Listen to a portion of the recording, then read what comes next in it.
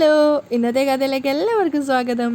രേവതി പുഞ്ചിരിച്ചുകൊണ്ട് കുളിച്ചിട്ടാണ് ഇറങ്ങി വന്നിട്ടുണ്ടായിരുന്നത്. അത് കണ്ടപ്പോൾ തന്നെ ചന്ദ്രക്ക് ആകെ ഒരു കൺഫ്യൂഷൻ ആവുകയാണ്.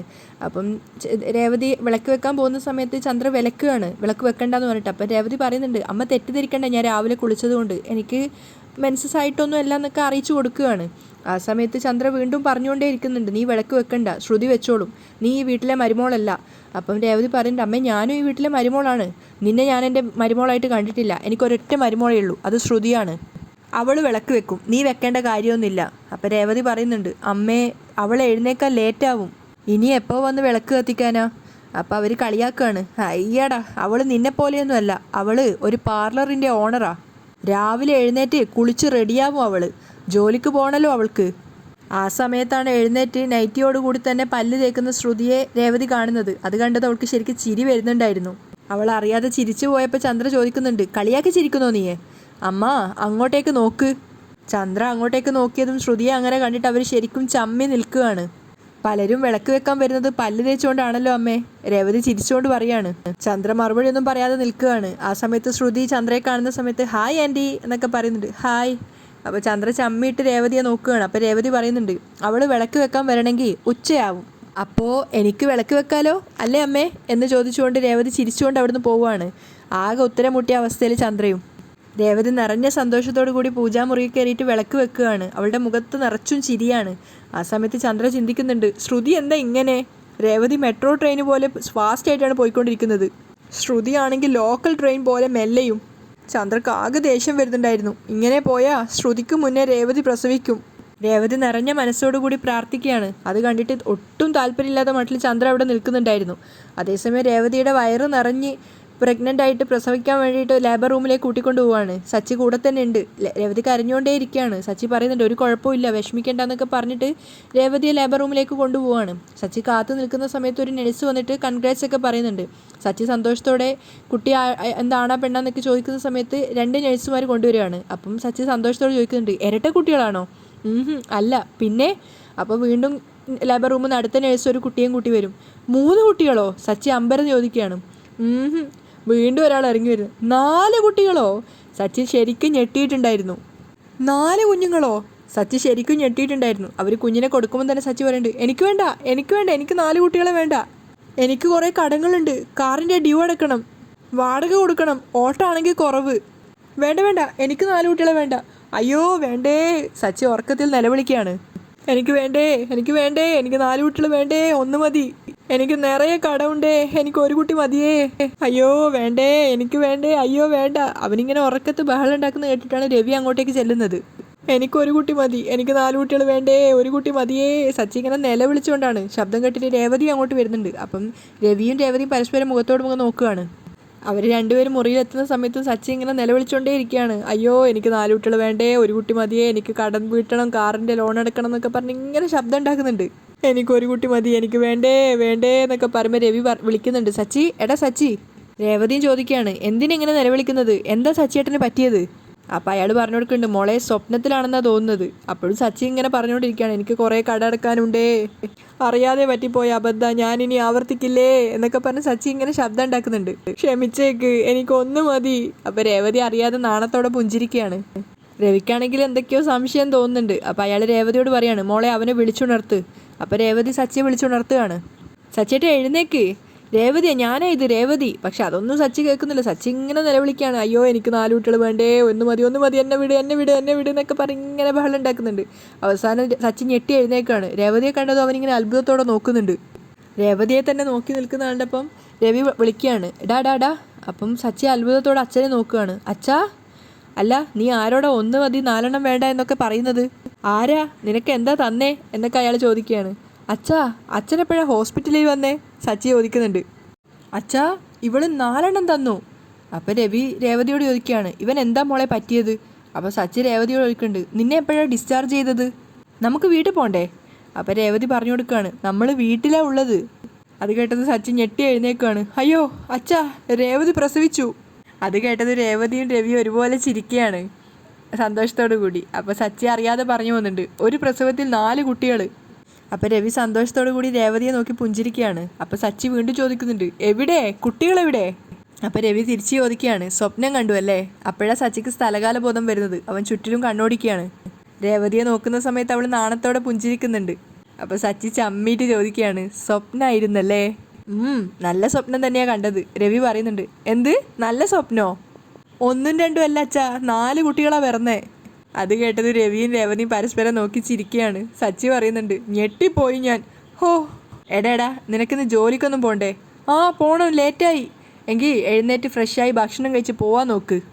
രവി അവനെ കളിയാക്കിക്കൊണ്ട് എഴുന്നേക്ക് ചെല്ല് എന്നൊക്കെ പറഞ്ഞുകൊണ്ട് പുറത്തേക്ക് ഇറങ്ങി പോവാണ്. അതിനുശേഷമാണ് സച്ചി രേവതിയെ നോക്കുന്നത്. അവന് ചെറുതായിട്ടൊരു ചമ്മലുണ്ടായിരുന്നു. ഒരു ചമ്മിയെ ചിരിച്ചിരിക്കുകയാണ്. രേവതിയാണെങ്കിൽ നാണത്തോടെ നിൽക്കുകയാണ്. സച്ചിക്ക് എങ്ങനെയെങ്കിലും രേവതിയുടെ മുന്നിൽ നിന്ന് രക്ഷപ്പെട്ടാൽ മതിയെന്നേ ഉള്ളൂ. മെല്ലെ പുതപ്പ് മാറ്റി ഒരൊറ്റ ഓട്ടാണ് ബാത്റൂമിലേക്ക്. രേവതിക്ക് കണ്ട് ചിരി വരുന്നുണ്ടായിരുന്നു. സച്ചി ബാത്റൂമിൽ കയറിയെന്ന് കരുതിയിട്ട് രേവതി ഇങ്ങനെ നാണത്തോടെ നിൽക്കുകയാണ്. അപ്പോൾ സച്ചി ബാതിൽക്ക് എത്തിയിട്ട് വീണ്ടും തിരിഞ്ഞു നോക്കുന്നുണ്ട്. അപ്പോൾ രേവതി അവനെ നോക്കുകയാണ്. അവനിങ്ങനെ ചമ്മിക്കൊണ്ട് പറയുന്നുണ്ട്, രേവതി അത് ഇന്നലെ അറിയാതെ ഒരു തെറ്റ് പറ്റിപ്പോയതാ. അത് കേട്ടത് രേവതി നാണത്തോടെ ചിരിക്കുന്നുണ്ട്. അപ്പോൾ സച്ചി പറയാണ്, ഒന്നും തോന്നരുതേ, ഇനി തെറ്റ് ചെയ്യാതിരിക്കാൻ നോക്കാം. സച്ചി വേഗം എസ്കേപ്പ് ആവുകയാണ് ബാത്റൂമിലേക്ക്.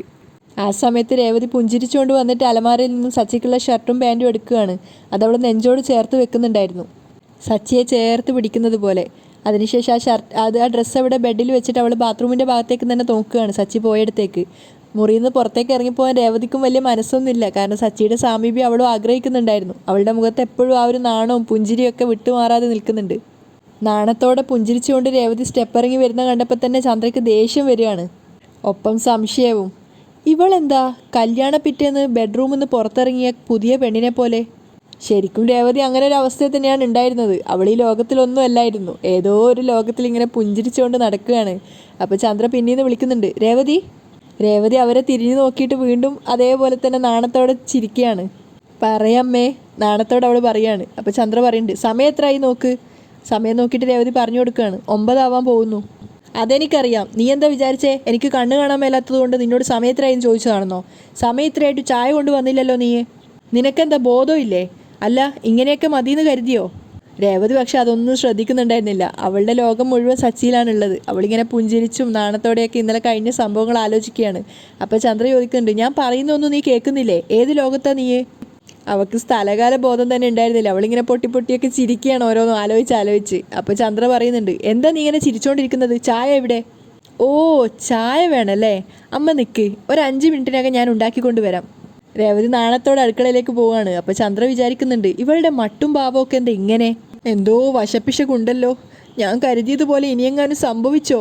സച്ചി ആണെങ്കിൽ ഇതുവരെ മുറിയിൽ നിന്ന് പുറത്തും വന്നിട്ടില്ല. ചന്ദ്രക്ക് ആകെ കൂടെ ടെൻഷൻ ആവുകയാണ്. രേവതി ചായക്ക് വെള്ളം വെച്ചെങ്കിലും അവളുടെ മനസ്സ് നിറയെ ഇന്നലെ രാത്രിയിലുള്ള അനുഭവങ്ങളായിരുന്നു. സച്ചി അവളോട് പെരുമാറിയ ആ ഓരോരോ കാര്യങ്ങളും, അവളുടെ നെറ്റിയിൽ ചുംബനം ചെയ്തതും അങ്ങനെയുള്ള ഓരോരോ കാര്യങ്ങളും നാണത്തോടു കൂടി ഓർത്തു നിൽക്കുകയാണ്. അവൾ ആഗ്രഹിച്ചതുപോലുള്ള അവളുടെ ശാന്തി മുഹൂർത്തം നടന്നതിൻ്റെ ആ ഒരു സന്തോഷത്തിലായിരുന്നു അവൾ. ആ താലി എടുത്തിട്ട് അവൾ അഭിമാനത്തോടു കൂടി നോക്കുകയാണ്. അതേസമയം ബാത്റൂമിൽ കയറിയെങ്കിലും സച്ചിയുടെ നാണത്തോടെ കണ്ണാടി നോക്കി ചിരിക്കുകയാണ്. പക്ഷെ പെട്ടെന്ന് തന്നെ അവൻ്റെ മനസ്സിൽ ആ നേഴ്സുമാർ കൊണ്ടുകൊടുക്കുന്ന 4 കുട്ടികളെയാണ് ഓർമ്മ വരുന്നത്. 4 കുഞ്ഞുങ്ങളെ അവർ കൊണ്ടുവരുന്നത് ഓർത്തത് സച്ചിക്ക് വീണ്ടും ടെൻഷൻ കയറുകയാണ്. അതേസമയം ചായ തിളച്ച് വരുന്നുണ്ടായിരുന്നു. രേവതി ഇന്നലത്തെ രാത്രിയിലെ ഓർമ്മയിൽ തന്നെയാണ് ഉള്ളത്. അതുകൊണ്ട് തന്നെ പഞ്ചസാര എത്രയാണ് ഇടുന്നതെന്ന് അവൾ അറിയുന്ന പോലും ഉണ്ടായിരുന്നില്ല. സ്പൂണിൽ ഇങ്ങനെ എടുത്തിട്ടുകൊണ്ടേ ഇരിക്കുകയാണ്. പക്ഷേ ചന്ദ്ര ആകെ ടെൻഷനിലാണ്. അത് നടന്നിരിക്കുമോ ഇല്ലയോ? അവരിങ്ങനെ സ്വയം ചിന്തിച്ചുകൊണ്ടിരിക്കുകയാണ്. എങ്ങനെ അറിയാൻ പറ്റും? അവരാകെ കൺഫ്യൂഷനിലാണ്. അങ്ങോട്ടേക്ക് രവി വന്ന് ചോദിക്കുന്നുണ്ട്, അല്ല ചന്ദ്ര, നീ എന്താ ഒറ്റയ്ക്ക് നിന്നിട്ട് പിറുവിറുക്കുന്നേ? ശരീരത്തിൽ വല്ല ബാധയും കയറിയോ? ആ അതേ കയറി. മന്ത്രവാദിയെ വിളിച്ചുകൊണ്ട് വന്ന് ഒഴിപ്പിക്ക്. ഞാൻ ആകെ കുഴപ്പത്തിലാ. ചുമ്മാ ഓരോന്ന് പറഞ്ഞ് എന്നെ ഇളക്കല്ലേ. കുഴപ്പമോ? എന്തോന്ന് കുഴപ്പം? അപ്പോഴേക്കും രേവതി കോഫിയും കൊണ്ട് അങ്ങോട്ടേക്ക് വരികയാണ്. കണ്ടില്ലേ, അവൾ കോഫിയും കൊണ്ട് വരുന്ന സമയം കണ്ടില്ലേ? രവി ചോദിക്കുന്നുണ്ട്, ഓ അതാണോ കുഴപ്പം? നിനക്ക് കോഫി വേണമെങ്കിൽ നിനക്കുണ്ടാക്കി കഴിച്ചൂടെ? അപ്പോൾ രേവതി നിറഞ്ഞ ചിരിയോടെ പറയുന്നുണ്ട്, അമ്മേ ദേഷ്യപ്പെടാതെ അമ്മേ, അല്പം ലേറ്റായിപ്പോയി, ഇതാ കോഫി കുടിക്ക്.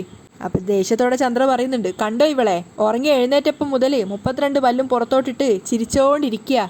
അവൾ ചിരിക്കുന്നതിന് നിനക്കെന്താ? രവി ചോദിക്കുകയാണ്. അപ്പോഴേക്കും ശ്രീ ഓട്ടം കഴിഞ്ഞ് വന്നിട്ടുണ്ടായിരുന്നു. 2 പേർക്കും ഗുഡ് മോർണിംഗ് ഒക്കെ പറഞ്ഞിട്ട് ശ്രീയും കോഫിയുടെ കപ്പ് എടുക്കുകയാണ്. അപ്പോൾ രവി ശ്രീനോട് പറയുന്നുണ്ട്, എടാ നിനക്ക് രാവിലെ നടക്കാൻ വേണ്ടി പോകുമ്പോൾ ഇതിനെയും കൂടെ കൊണ്ടുപോയിക്കൂടെ ചന്ദ്രയെ? അപ്പോഴേക്കും ചന്ദ്ര കോഫി കുടിച്ചപ്പോഴാണ് അവർക്ക് മനസ്സിലായത് അതിൽ ഒടുക്കത്തെ മധുരമാണ്. അപ്പോൾ രവി പരിഹസിക്കുന്നുണ്ട്, ഈ ശരീരം മാത്രമല്ല മനസ്സും ഒന്ന് ഫ്രഷ് ആവുമല്ലോ. ഒരു കവിളിൽ കുടിച്ചത് തന്നെ ചന്ദ്രക്ക് മതിയായി. ചന്ദ്ര ദേഷ്യത്തോടെ പറയുന്നുണ്ട്, രേവതി കോഫി വേണമെന്ന് പറഞ്ഞിട്ട് നീ പായസമാണോ ഉണ്ടാക്കി കൊണ്ടുവന്നിരിക്കുന്നേ? അത് കോഫി തന്നെ അമ്മേ, രേവതി ചിരിച്ചുകൊണ്ട് പറയാണ്. അപ്പം രവിയും ശ്രീയും കുടിച്ചു കൊടുക്കുന്നുണ്ട്. രണ്ടുപേർക്കും മനസ്സിലായി അതിലൊടുക്കത്തെ മധുരാന്ന്. അപ്പം ചന്ദ്ര ചോദിക്കുന്നുണ്ട്, കോഫി തന്നെയാണോ ഇത്? രേവതി അതൊന്നും ശ്രദ്ധിക്കാതെ ചിരിച്ചുകൊണ്ട് കേട്ട് നിൽക്കുകയാണ്. അപ്പം ചന്ദ്ര ചോദിക്കുന്നുണ്ട്, പഞ്ചസാര പാത്രം നീ കാലിയാക്കിയോ? മുഴുവൻ ഇതിലെടുത്തിട്ടോ? രേവതി നാണത്തോടെ പുഞ്ചിരിച്ച് കേട്ട് നിൽക്കുകയാണ്. എന്ത് വഴക്ക് പറഞ്ഞാലും രേവതി തിരിച്ചൊന്നും പറയാതെ ചിരിച്ചുകൊണ്ടാണ് കേട്ട് നിൽക്കുന്നത്. അപ്പം ശ്രീയും പറയാൻ നോക്കുന്നുണ്ട്, ഏട്ടത്തി കോഫി. അപ്പോഴേക്കും രവി വിലക്കുകയാണ്, കണ്ണുകൊണ്ട് പറയണ്ടെന്ന് കാണിക്കുന്നുണ്ട്. അപ്പം ചന്ദ്ര ചോദിക്കുകയാണ്, ശ്രീകാന്തേ ഇതിൽ പഞ്ചസാര കൂടുതലല്ലേ? അപ്പം ശ്രീ പറയുന്നുണ്ട്, ഏയ് കറക്റ്റാ അമ്മേ, നിനക്കെന്തോ കുഴപ്പമുണ്ട്, ഇത് തേൻ കുടിക്കുന്ന പോലെയുണ്ട് അല്ലേ രവിയേട്ടാ? എനിക്ക് നല്ല അമൃത കുടിക്കുന്ന പോലെയാണ് തോന്നിയേ. അപ്പം ചന്ദ്ര കൺഫ്യൂഷൻ ആവുകയാണ്. അപ്പം രേവതിയോട് പറയുന്നുണ്ട്, സൂപ്പർ ആയിട്ടുണ്ട് മോളെ. രേവതി സന്തോഷത്തോടെ പുഞ്ചിരിക്കുകയാണ്. നിങ്ങളുടെയൊക്കെ നാവ് ചത്തോ? ചന്ദ്ര ചോദിക്കുന്നുണ്ട്. ഇത് വായിൽ വെക്കാൻ കൊള്ളില്ല. കൊള്ളും കൊള്ളും അല്ലേ, കൊള്ളില്ലേ? രവിയും ശ്രീയും കൂടെ രേവതിയെ സപ്പോർട്ട് ചെയ്ത് സംസാരിക്കുകയാണ്. ഓ അപ്പം ഞാൻ കള്ളം പറയുന്നു നിങ്ങൾ കരുതിയിരിക്കുന്നേ? അതെ, രവി പറയുന്നുണ്ട്. അപ്പോൾ ചന്ദ്ര രേവതിയെ സംശയത്തോടെ നോക്കുകയാണ്. ഡി നീ കരുതി കൂട്ടി എനിക്ക് മാത്രം പഞ്ചസാര കൂടുതലിട്ട് കൊണ്ടുവന്നതാണോ എന്നെ ഷുഗർ പേഷ്യൻ്റ് ആക്കാൻ? അപ്പം രേവതി പറയുന്നുണ്ട്, ഞാൻ അങ്ങനെ ചെയ്യൂ അമ്മേ, 3 പേർക്കും തന്നത് ഒരേ കോഫിയാ. അപ്പോൾ ശ്രീ പറയുന്നുണ്ട്, അമ്മേ ഈ കോഫിക്ക് ഒരു പ്രത്യേകതരം ടേസ്റ്റാ, കോഫിയും പായസവും ഒന്നിച്ച് കുടിക്കുന്ന ഒരു ഫീൽ. അപ്പോൾ രവിയും പറയുന്നുണ്ട്, ആ അതെ അതെ. ചന്ദ്രയെ വട്ട് പിടിപ്പിക്കുകയാണ് അവർ. അപ്പോൾ ശ്രീ രേവതിയോട് പറയുന്നുണ്ട്, ഏട്ടത്തി നമുക്കിതൊരു പുതിയ പേരിടാം, പായസ കോഫി. സൂപ്പർ മോനെ, നല്ല പേര്. രവിയും സപ്പോർട്ട് ചെയ്യുന്നുണ്ട്. രേവതി ഇതിലൊന്നുമല്ല ശ്രദ്ധ. രേവതി ഇങ്ങനെ ചിരിച്ചുകൊണ്ട് നാണത്തോടെ നിൽക്കുകയാണ്. അപ്പോൾ ചന്ദ്ര ചോദിക്കുന്നുണ്ട്, ഞാനൊരു കാര്യം ചോദിക്കട്ടെ, നിങ്ങൾക്കൊന്നും തലയ്ക്ക് സുഖയില്ലേ? രേവതി അപ്പോഴും ചിരിച്ചുകൊണ്ടിരിക്കുകയാണ്. അപ്പോഴേക്കും ശ്രുതിയും താഴേക്ക് വരുന്നുണ്ട്. ശ്രുതി പറയാണ്, ഞങ്ങൾക്കൊന്നും കോഫി കിട്ടിയില്ല. കിട്ടാത്തത് ഭാഗ്യം മോളെ, നിങ്ങൾ ഈ കോഫി കുടിക്കാൻ നിൽക്കണ്ട, നിങ്ങളെ ABC ജ്യൂസ് കുടിച്ചാൽ മതി.